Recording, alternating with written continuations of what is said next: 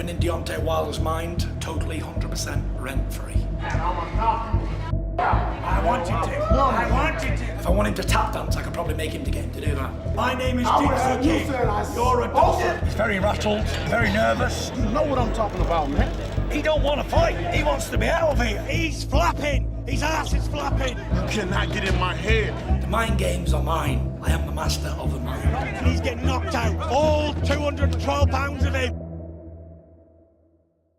Since 2008, Tyson Fury has made his career on a combination of skill and entertainment. However, it's his ability to get inside his opponent's head and have them beat before they get into the ring which stands out from the crowd.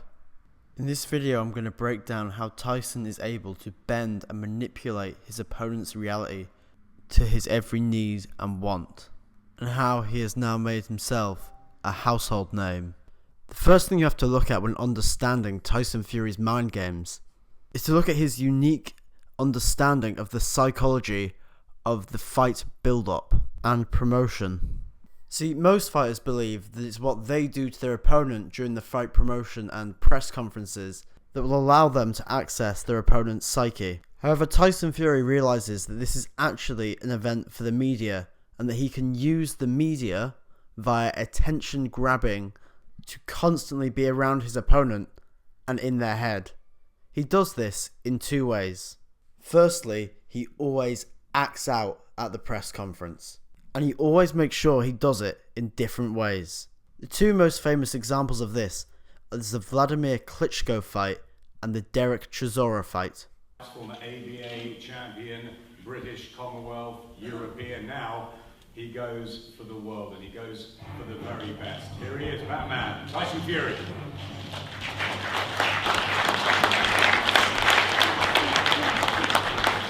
Why so serious?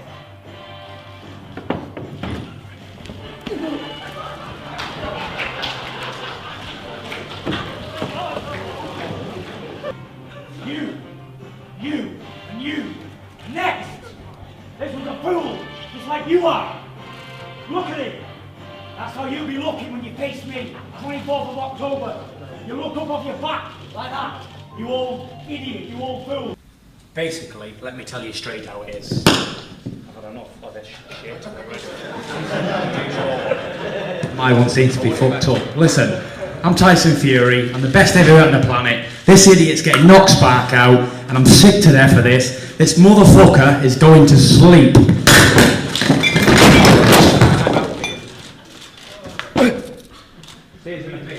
See, in acting out like this, Tyson is able to grab headlines.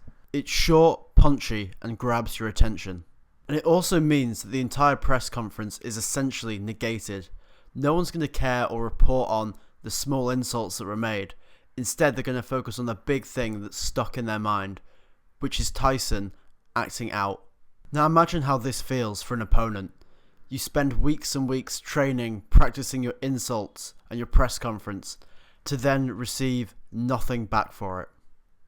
This frustrates his opponent, makes him angry, and therefore means they are more likely to get emotional when they're trying to fight him and make a mistake in the ring. But this isn't the only way he's able to use the media to gain attention.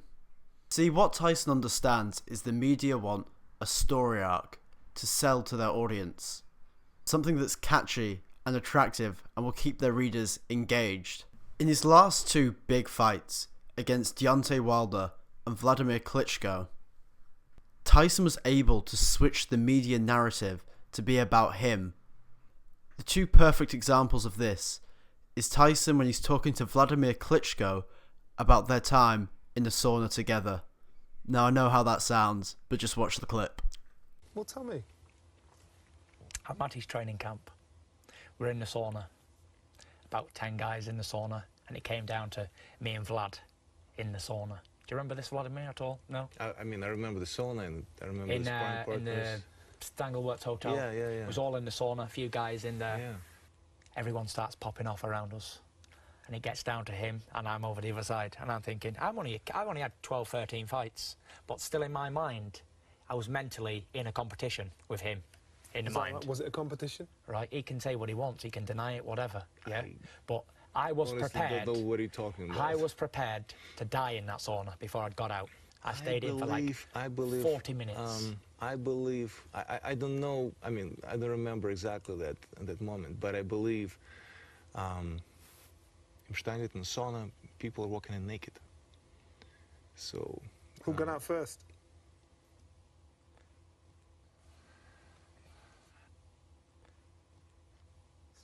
He did. He got out first. And what did you think at that time? Fought mental victory. That you built in your own world. Yes. That didn't exist. We both know it did exist. I don't know what you're talking about, Well, seriously. you can say you don't know what I'm talking about, But I'm seriously I know, saying it. and you know it did exist. No, I don't know. Yeah.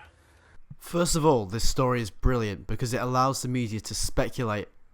Because the media can speculate on it, it means the audience are going to be more engaged as they also add to the speculation. It also means because this story is unique, it will grab attentions and get headlines. Also, what you need to notice is the way that Tyson manages to dramatise his answer. So which one of you got out first? Pause. He did. He's not loud, he's not aggressive, he just calmly states his answer. It's also phrased in such a way that any answer by Klitschko will infer guilt. Now let's look at how Tyson changes the narrative for the Deontay Wilder fight. See, when the fight first was announced, the narrative of the media was that Tyson Fury would not be ready for the fight, due to only having 2 warm-up bouts. However, as you can see, Tyson was very clever and was able to switch the narrative to give a story arc about it being about his comeback, going from being an inactive boxer a year ago to being a world champion. And this narrative was better than the original and therefore irresistible to the media. I lost the will to fight. Nothing or no one can ever fill the gap of darkness. I thought it was over, only light. This heart will never stop.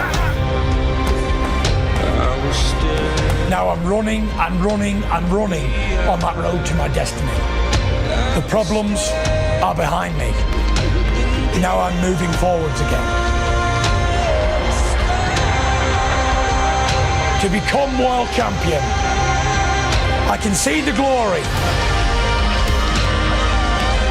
I know I'm going to win that title. Are you ready for a war? I always stand tall. I'm proud.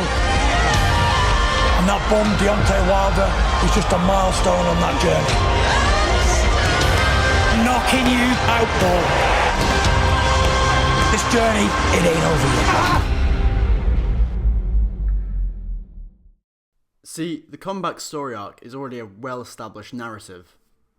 And when the media adopts it, it's difficult for an opponent to not feel that they are just a player in the game, and all the focus becomes on Tyson Fury. Now what I need you to imagine is what it's like to be an opponent in this kind of narrative. See, both of the story arcs that Tyson created against Wladimir Klitschko and Deontay Wilder were adopted by the media. This means that even when you're waking up, you're seeing your opponent littered on the back page of the newspapers and in the news. This means it's impossible for you to get a moment away from thinking about your opponent. It also builds pressure on you to perform, as if you have to prove yourself that you are worthy to be part of this story. And seeing your opponent every day means you can never get a break. Therefore, you will have things such as sleepless nights, which will damage your performance. This is why these 2 story arcs are ingenious by Tyson Fury and are a vital part of his mind games. Because he gets into his opponent's self-affirmation. But Tyson doesn't only use the media to play his mind games. He also uses his sense of humour and charisma to break his opponent and trigger self-doubt. Oh man, I can already see you're insecure. You shaved a bit of hair around the side, that was great. And you, Jonathan, you know what I'm like. He's getting his ass kicked. You can't say nothing bad about you because I don't know you. And you, on the end, you're just a raw store miner, you are. Pain. Much pain on your big head.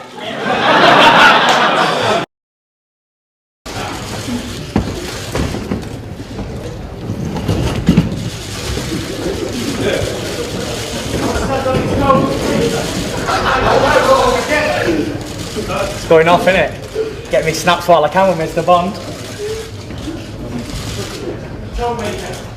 Head to head. Face to face. You'll have to excuse me, I'm not willing to do a face-off, as David A scares me when he looks at me, so I'm not willing to do it. Maybe later on another time and date, but I don't really want to do a face-off because I don't want him to see the fear in my eyes.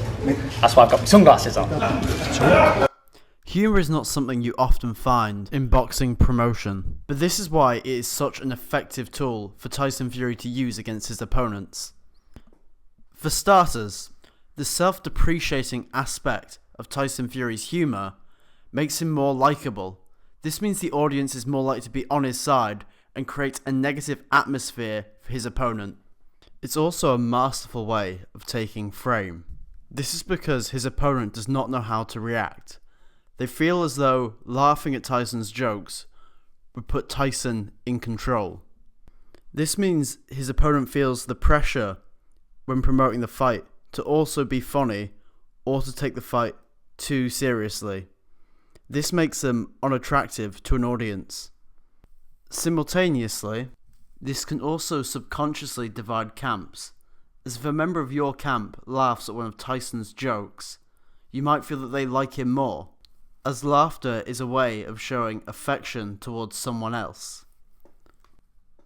This happens in everyday life.